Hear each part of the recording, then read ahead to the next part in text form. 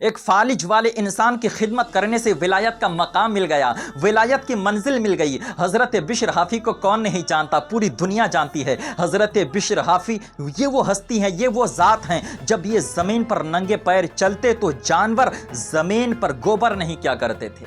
پورے بغداد والے آپ سے محبت کیا کرتے تھے، جانور سے لے کر انسان تک آپ کی قدر کیا کرتے تھے۔ لیکن جب آپ کی کہیں تعریف ہوتی، بغداد کا ایک تاجر تھا، وہ آپ کی تعریف سنتے تو آپ کی بدنامی کیا کرتے، وہ آپ کو مانتے نہیں تھے۔ وہ یہ کہتے تھے کہ جب وہ جمعہ کی نماز پڑھتے ہیں فوراً واپس گھر لوٹ آتے ہیں۔ لوگوں نے سمجھایا مگر ان کے سمجھ میں بات نہ آئی۔ پھر ان کے دل میں کچھ دن کے بعد خیال آتا ہے کہ دیکھوں تو صحیح، یہ جمعہ کی نماز پڑھ کر فوراً نکل کے کیوں آتے ہیں، کچھ مجبوری ہوگی ضرور، لوگ ان کو چاہتے بھی ہیں، اللہ کا ولی بھی لوگ ان کو مانتے ہیں، تو ان کے اندر کچھ بات ضرور ہوگی۔ جمعہ کی فرض نماز پڑھ کر فوراً واپس گھر لوٹ آتے ہیں، سنن نوافل نہیں پڑھتے ہیں، آج میں ان کا پیچھا کرتا ہوں۔ تو وہ حضرت بشر حافی کے پیچھے ہو لیتا ہے۔ جمعہ کی نماز ختم ہوئی، حضرت بشر حافی جمعہ کی نماز پڑھ کر نکل آتے ہیں۔ پھر آپ بازار تشریف لے گئے، یہ تاجر بھی آپ کے پیچھے پیچھے ہو لیتا ہے۔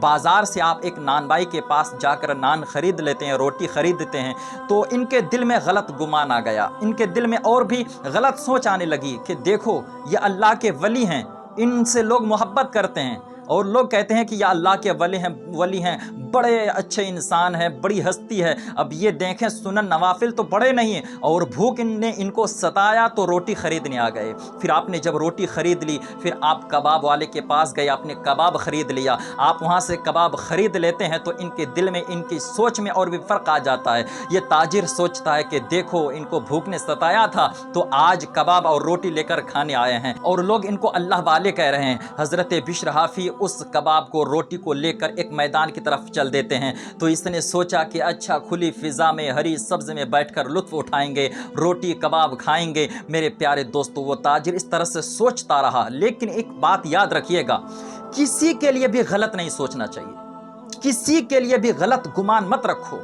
یہ شریعت اجازت نہیں دیتی ہے، شریعت نے یہ آپ کو اجازت نہیں دی ہے، شریعت نے اس چیز کو لگام لگا دی ہے کہ کسی کے لیے بھی غلط سوچ مت رکھو۔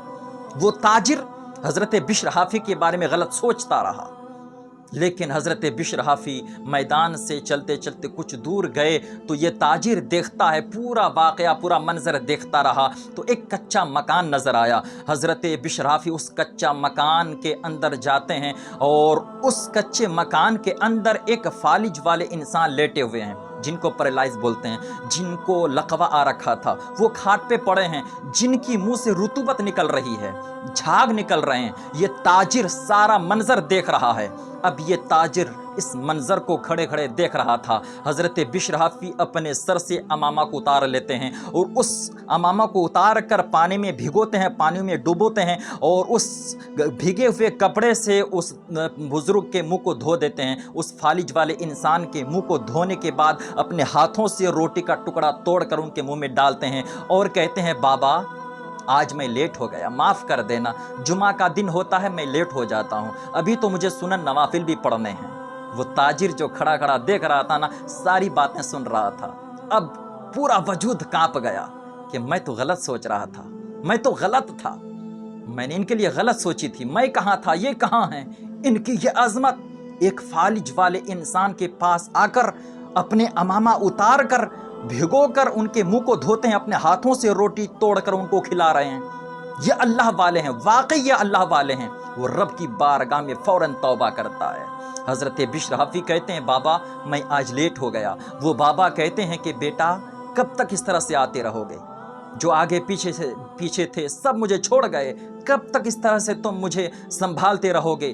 حضرت بشر حافی کہتے ہیں بابا آپ کو فکر کرنے کی ضرورت نہیں ہے، میری جو بغداد والے قدر کرتے ہیں، جانور سے لے کر انسان تک مجھ سے محبت کرتے ہیں، وہ اس لیے اس کے پیچھے حکمت یہ ہے، میں آپ کی خدمت کرتا ہوں، اللہ تبارک و تعالیٰ نے مخلوق کے دل میں میری محبت ڈال دی ہے، مخلوق والے مجھ سے پیار کرتے ہیں، سبحان اللہ۔ تو میرے پیارے دوستو بزرگوں، عرض کرنے کا مطلب یہ ہے کہ ایک بزرگ بشر حافی یہ 14 سال تک ان کو کھانا کھلاتے رہے، 14 سال سے روٹی لے جا کر ان کو کھلاتے رہے، آج ہم اپنے ماں باپ کو روٹی کھلا رہے ہیں، ڈانٹ رہے ہیں۔ اگر ان کو بیماری ہو گئی، کوئی لقوہ ہو گیا، کوئی ان کو پیرالائز کی شکایت ہو گئی، تو ہم ان کو ڈانٹنے ڈپٹنے لگ جاتے ہیں، ان سے جھگڑنے لگتے ہیں۔ یہ کون سی آفت آ گئی؟ ناراضگی کا اظہار کرتے ہیں۔ میرے پیارے دوستو، دیکھو حضرت بشر حافی، ایسے ہی ولایت کی منزل نہیں ملتی ہے، ایسے ہی ولایت کا مقام نہیں مل جاتا ہے۔ صبر کے مشین میں خود کو پیسنا پڑتا ہے، صبر کے مشین میں خود کو ڈالنا پڑتا ہے اور اپنے نفس کو کچلنا پڑتا ہے۔ ولایت بڑی آسانی سے نہیں ملتی ہے، ولایت کے لیے بہت سارے منازل طے کرنے ہوتے ہیں۔ حضرت بشر حافی کو دیکھیں، 14 سال تک اس بزرگ کو وہ کھانا کھلاتے رہے۔ میرے پیارے، آج ہم 14 دن اپنے والدین کو کھانا نہیں کھلا سکتے اپنے ہاتھوں سے، پریشان ہو جائیں گے۔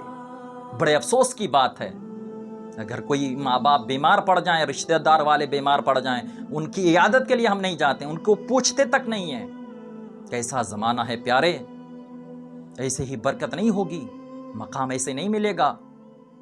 بڑوں کی قدر کیا کرو، بڑوں کے پاس بیٹھ کر ان کے دل کی باتیں سنو، ان کو تسلی دیا کرو، اپنے آپ کو بھی وہاں بٹھا کر تسلی کے ماحول سے گزارا کرو۔